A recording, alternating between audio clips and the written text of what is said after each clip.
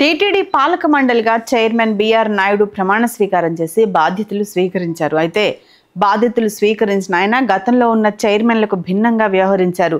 TTD చైర్మన్ల బాధ్యతలు చేపట్టిన BR Naidu TTD అందించే వాహనాలు, వసతి సదుపాయాలను సున్నితంగా తిరస్కరించారు.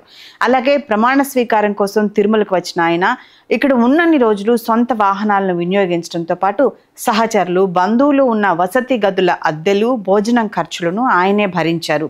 బిఆర్ నాయుడు తీసుకున్న నిర్ణయం ప్రస్తుతం హాట్ టాపిక్ గా మారింది. మరోవైపు టీటీడీ నూతన పాలక మండలి మొదటి సమావేశం ఈ నెల 18న జరగనుందని తెలుస్తోంది. టీటీడీ చైర్మన్ బిఆర్ నాయుడు ఆధ్వర్యంలో బోర్డు సభ్యులు అన్నమయ్య భవనంలో సమావేశమై పలు అంశాలపై చర్చించి నిర్ణయం తీసుకోనున్నారు. ఈ మేరకు ఎజెండా సిద్ధం చేస్తున్నట్లు చెప్తున్నారు. తొలిసారి జరగనున్న కొత్త బోర్డు సమావేశంలో ప్రధానంగా కొనుగోళ్లు, ఇతర అభివృద్ధి కార్యక్రమాలపై చర్చించి తీర్మానాలను ప్రకటించనున్నారు.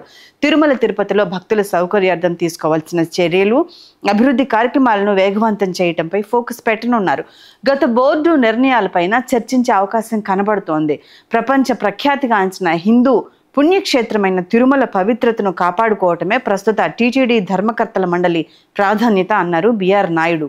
ప్రమాణ స్వీకారం తర్వాత కీలక వ్యాఖ్యలు చేశారు. శ్రీవారి భక్తులకు సేవ చేసుకునే అవకాశం కల్పించిన ముఖ్యమంత్రి నారా చంద్రబాబు నాయుడుకు ధన్యవాదాలు తెలిపారు.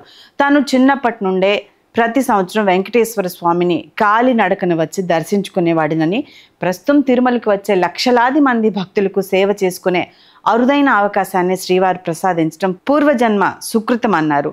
తిరుమల తిరుపతి పవిత్రతను కాపాడేందుకు, భక్తుల సౌకర్యవంతమైన దర్శనం కల్పించేందుకు అధికారులు సమిష్టి కృషిని కొనసాగించాలని ఆకాంక్షించారు.